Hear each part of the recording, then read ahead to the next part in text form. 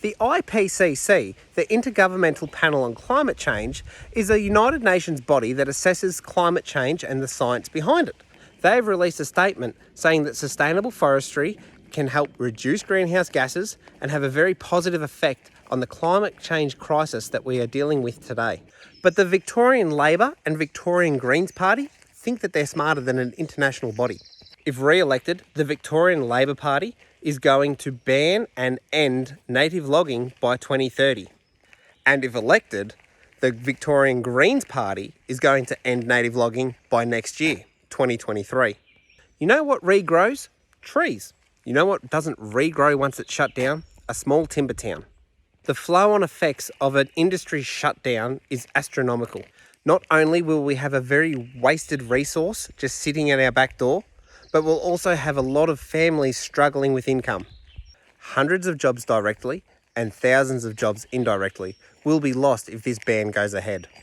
In a time where we're trying to reduce our carbon footprint, these governments are trying to leave this sustainable timber at our back door and import timber from overseas that we don't know that has been logged sustainably, using thousands of litres of fossil fuel to get it here. Now, I'm not making a video telling you who to vote for this state election, but what I am going to show you is some truths behind the native timber industry that we have in Victoria, and hopefully you can think about them when you're in the polling booth. 40 years ago, I couldn't drive down this road because it wasn't here. It was nice grassland, which is now turned into a highly populated housing estate, which these housing estates are only getting bigger and spreading further north of Melbourne. Now, by using the time-lapse feature in Google Earth, we can see how in the mid-1980s, this area was all grassland. Skip forward to now, we can see how urban growth has really pushed the landscape to change in a northerly direction. So this area has changed its landscape so much in the last 40 years due to people building in this area. But do you know where it hasn't changed in 40 years? The Toolangi State Forest. And it's because of the sustainable practices that are put in place to generate more future high quality mixed hardwood timber. Now, looking at the satellite imagery over the Toolangi State Forest, we can see these brown patches moving around, and that is areas that have been logged.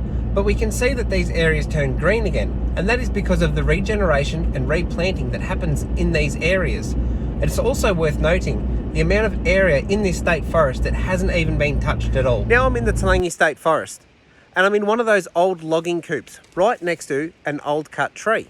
But right next to it is a very thriving wattle tree, one of the many species of native hardwood.